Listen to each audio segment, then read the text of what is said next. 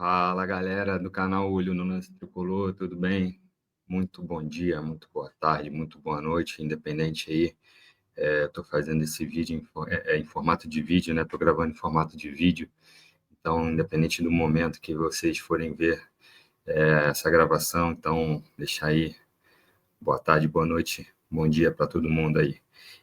Vamos falar um pouquinho sobre esse jogo de ontem do Fluminense em Bragantino, jogo válido pela 21ª rodada do Campeonato Brasileiro, jogo que foi em Bragança Paulista, e o Bragantino ganhou o jogo de 4-2, uma vitória incontestável, uma vitória que, por mais que o Fluminense tenha tido uma superioridade maior de posse de bola, de passes, enfim, não mostrou o que foi o jogo, né?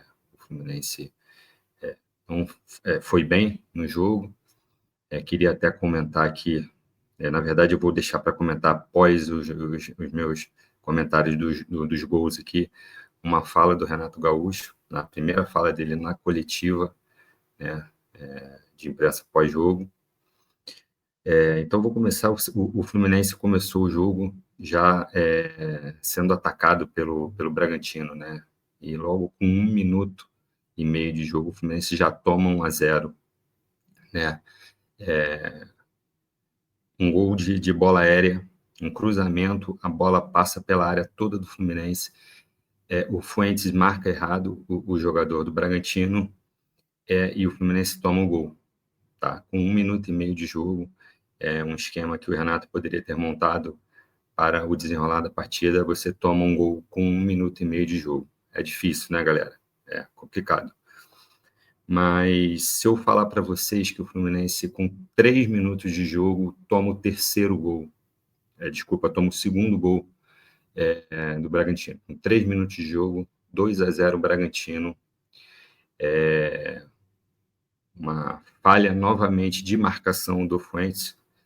O jogador do Bragantino entra sozinho pela ponta direita, cruza no meio, o Eduardo Sacha, sozinho, só teve trabalho de bater na saída do Fábio e faz 2-0 com 3 minutos de jogo. Aí, o que estava complicado com 1-0 com 1 minuto e meio, complica ainda mais com 3 minutos e meio, 2-0 Bragantino, né? Aí eu entro no mérito aqui da questão da primeira resposta, da primeira fala da coletiva do Renato Gaúcho.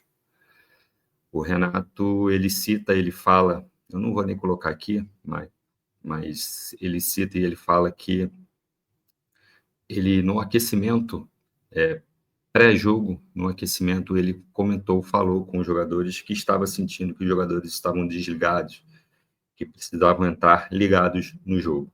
Isso é uma fala do Renato na coletiva pós-jogo. Tá? E com 3 minutos de jogo, o Fluminense toma 2-0 no Bragantino.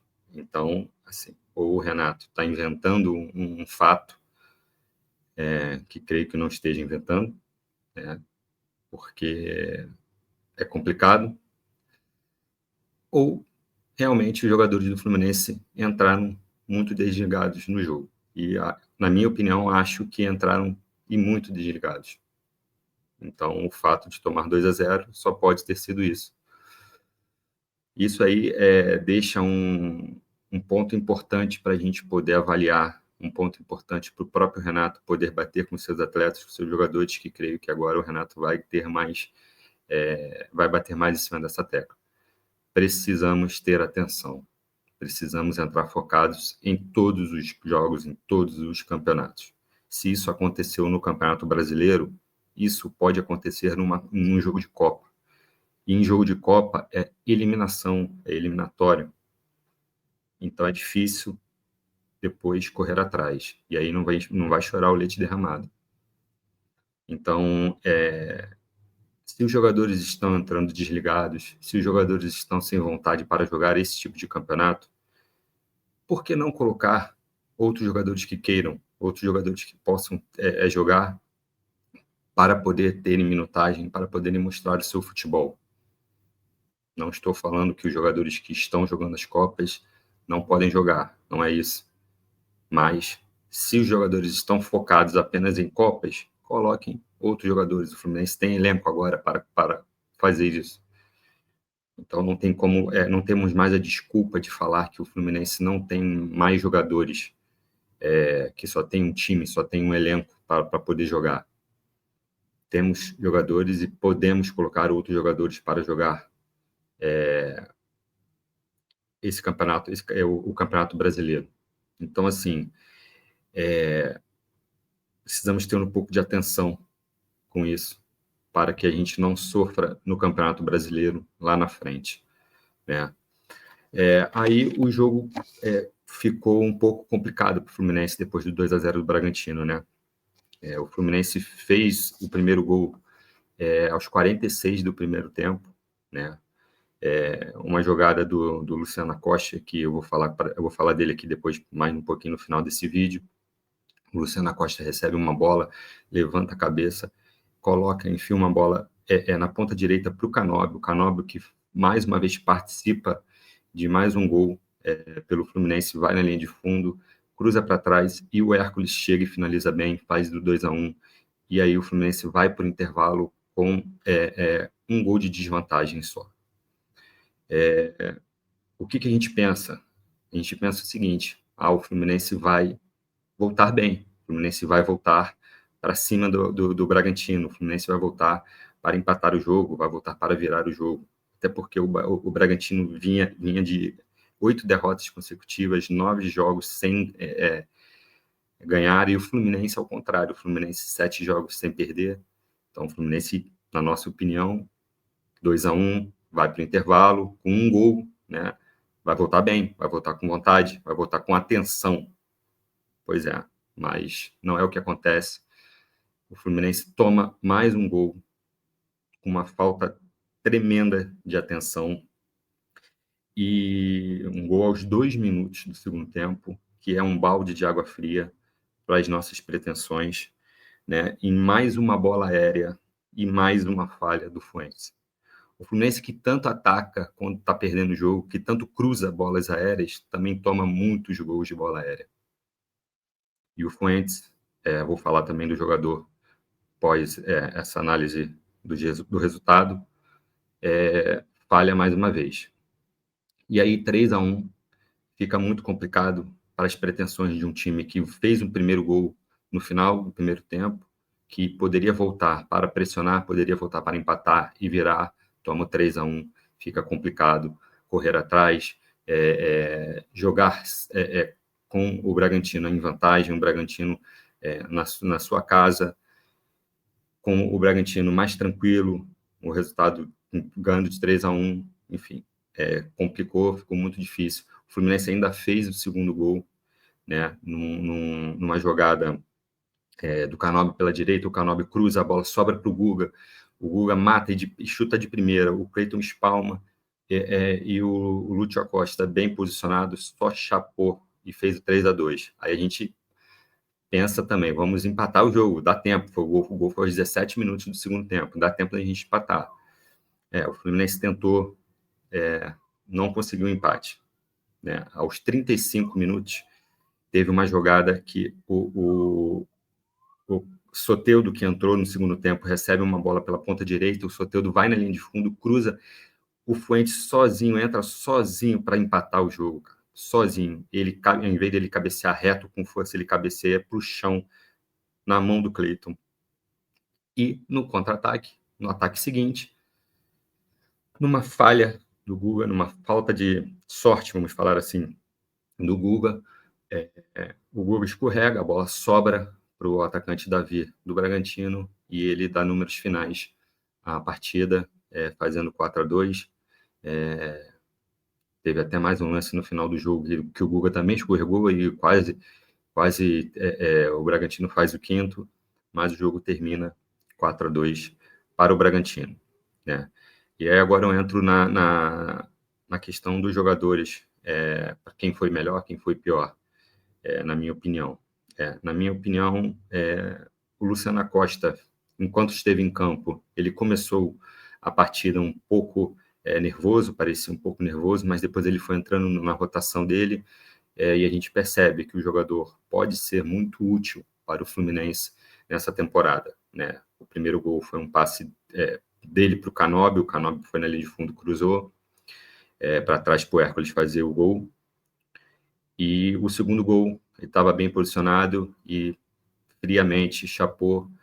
Talvez se fosse algum outro jogador ali, poderia isolar a bola, né? Então, o Luciano Costa, para mim, junto com o Canóbio, que tem a quinta participação de gol do Canóbio no Fluminense, foram os dois melhores jogadores. Canóbio, que tomou um terceiro cartão amarelo totalmente injusto em relação à parte de arbitragem. Eu não quero entrar nesse mérito, porque você falar de arbitragem pós-jogo, você não é porque o meu time perdeu que a gente vai falar, mas, enfim, teve um pênalti muito discutível, mas isso aí, o Canóbio, que eu não quero falar, mas o Canóbio também tomou um terceiro cartão amarelo que está fora do próximo jogo contra o Santos, injusto. Não foi nem ele que fez a falta, mas o juizão preferiu dar o cartão para o Canóbio. Isso aí é um trabalho para a CBF apurar e ver se eles estão fazendo um bom trabalho ou não. Falando aqui do pior jogador em campo, para mim, foi o Fuentes. O Fuentes errou tudo que tentou, não fez uma boa partida, não veio bem, voltou jogando o jogo inteiro, né? Pensei até que o Renato poderia colocar ali, depois no segundo tempo, o Guga na lateral esquerda, colocar um pouquinho o Samuel Xavier para jogar na direita ali, mas o Renato preferiu manter o Fuentes, que para mim foi o pior em campo, errou tudo que tentou, perdeu um gol feito, que poderia ter sido o terceiro gol, o gol de empate do Fluminense, que no contra-ataque o Bragantino fez o quarto gol. Queria falar aqui também que o Renato, no início do jogo, o Renato meio que montou o Fluminense com um 4-3-3 e colocou o Fuentes mais na cabeça de área, né? O Fuentes, desculpa, o Hércules mais na cabeça de área e o Bernal um pouco mais avançado, né? Eu meio que não entendi, porque a gente percebe que o Hércules é um jogador que chega muito para finalizar, chega melhor para finalizar do que o Bernal. Tanto que o Hércules fez um gol para o Fluminense, fez o primeiro gol do Fluminense. Não entendi essa análise do Renato em escalar o Hércules de cabeça de área e o Bernal um pouco mais avançado. Mas é isso, galera. Foi um jogo que a gente precisa levar algumas coisas para o próximo jogo do Campeonato Brasileiro e principalmente para o próximo jogo da Copa do Brasil, que é quinta-feira contra o Bahia, na Arena Fonte Nova. O Fluminense precisa entrar ligado, como o próprio Renato disse, o Fluminense precisa entrar ligado para não sofrer o que sofreu ontem, contra o Bragantino em Bragança Paulista. Ontem foi jogo de Campeonato Brasileiro. Quinta-feira é jogo de Copa do Brasil, jogo eliminatório. Então esperamos e tenho certeza que os atletas, os jogadores vão virar a chave e vão jogar muito bem, vão fazendo uma boa partida contra o Bahia e vamos levar um resultado importante para decidir no Rio de Janeiro. E depois temos um jogo importante contra o Santos, também pelo Campeonato Brasileiro, que a gente não pode deixar de mão, de lado, que esse Campeonato Brasileiro ele é muito traiçoeiro. Então a gente precisa ficar ligado. Tá bom, galera? Então é isso. É uma análisezinha aí rápida sobre o jogo de ontem. Quem não se inscreveu no canal, peço para que se inscreva no canal aí do Olho no Lance Tricolor, ative o sininho, deixe seu like, que para a gente aí esse trabalho é muito importante, né? Esses likes, a inscrição para a gente é muito importante. Tá bom, galera? Então é isso. Grande abraço, fiquem com Deus e até uma próxima. Valeu, saudações tricolores. Fui.